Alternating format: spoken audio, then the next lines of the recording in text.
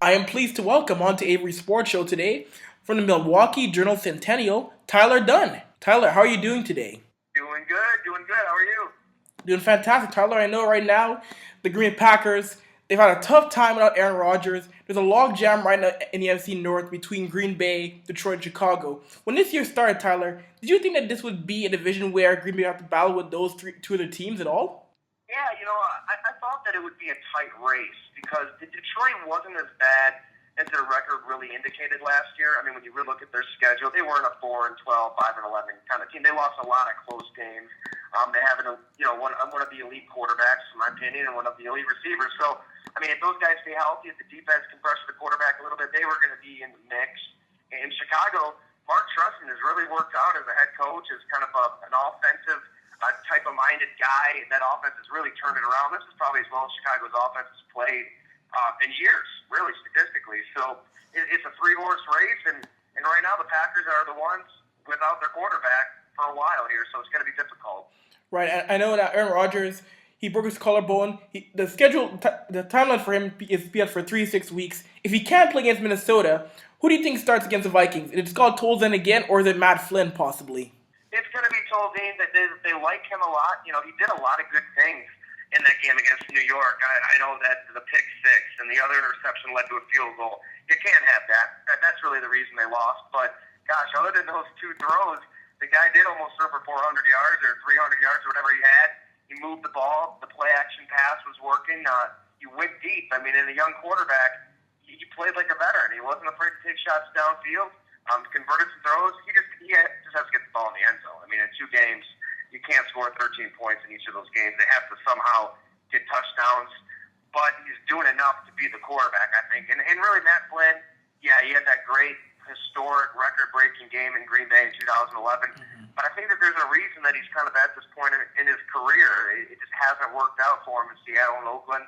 For some reason, I think that maybe he could come in if they need him, but right now, Tolzien's a better quarterback. Okay. You mentioned Tolzien. I mean, the game against New York, he goes out and throws for 339 yards. That's the most for a starter, more than Favre had in his first start, more than Rodgers.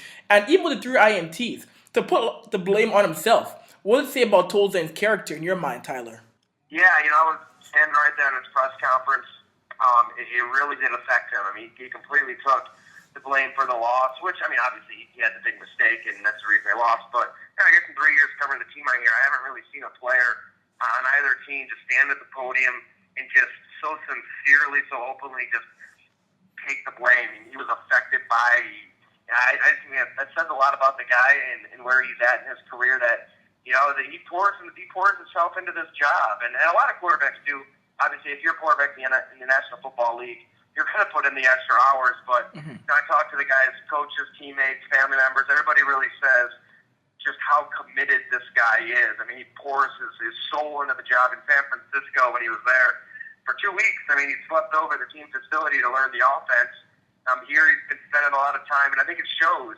When he's out there, he doesn't look like kind of a green young quarterback making mistakes all over the place. He can make it in this league. You just can't have that drive-killing turnover. That's something they never had under Aaron Rodgers. Now, speaking of Aaron Rodgers, could he return in time to, say, play against the Falcons or against Detroit? Yeah, it's tough to say when he's going to be back. He said the other day on one of the team shows that he's going to be careful with it, that he's going to return when he's ready. I think ideally for Green Bay, that they'd love to have him back for that Thanksgiving Day game against Detroit. I mean, that's going to be such a huge game.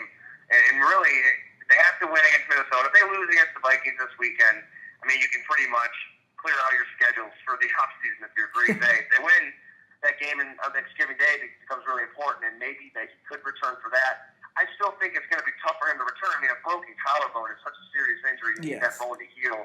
They might need Tolzien for a couple more weeks.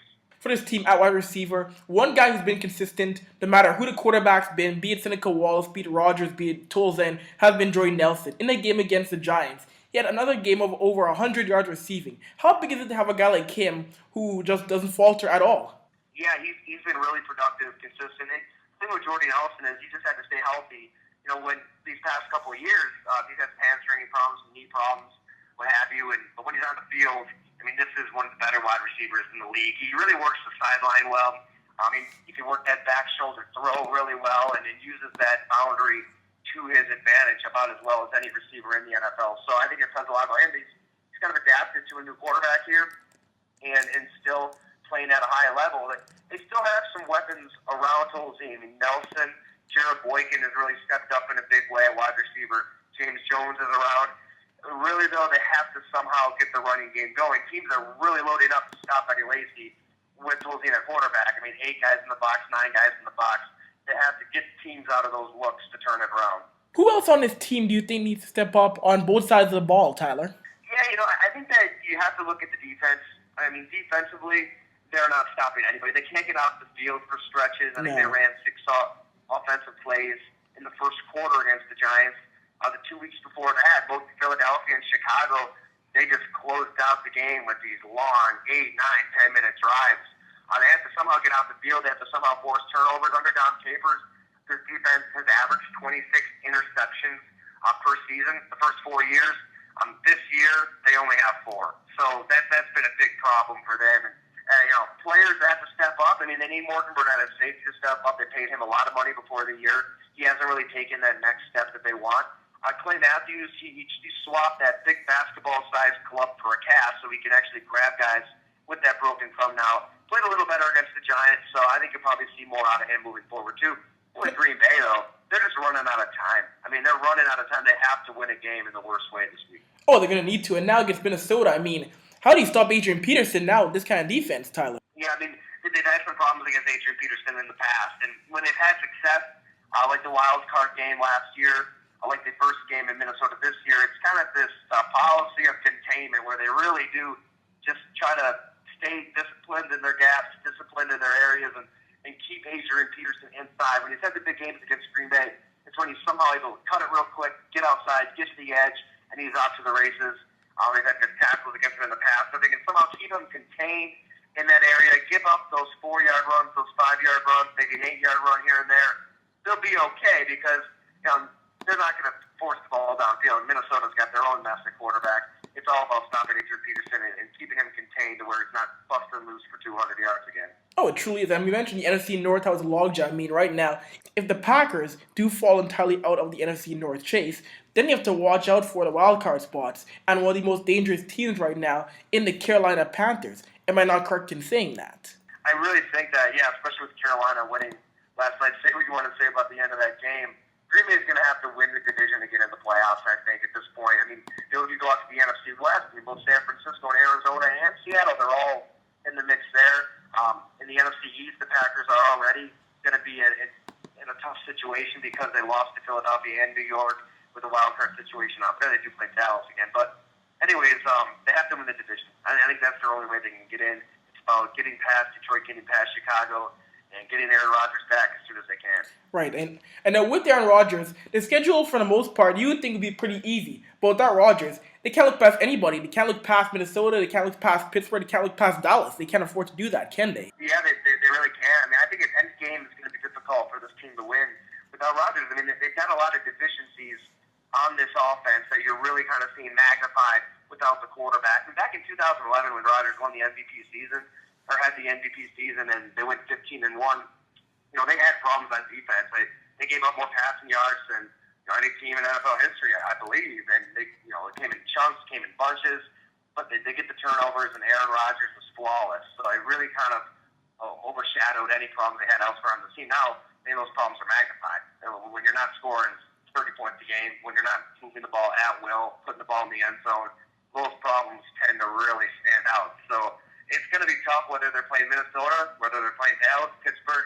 I don't care who they play. It's just going to be difficult for the team to win a game.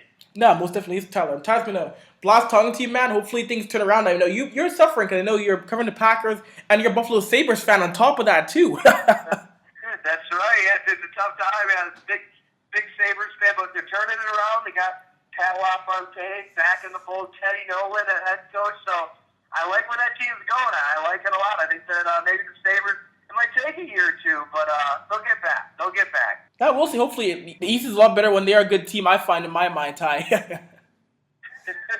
about the Oilers doing out there? Oh boy, I mean, wow, last place in the Western Conference and not looking up. That's awful. All the young talent there. Yikes. I will say this. You know what should have happened is back that dark day for the Sabres when they lost Drury, they lost Briere. I believe it was the Oilers who went in.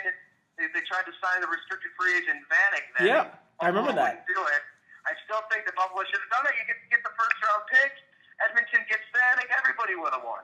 Exactly. So it's so true, Tyler. God, maybe we should just be GMs. Let's just take over some teams. Oh, we should. What would be the issue with that?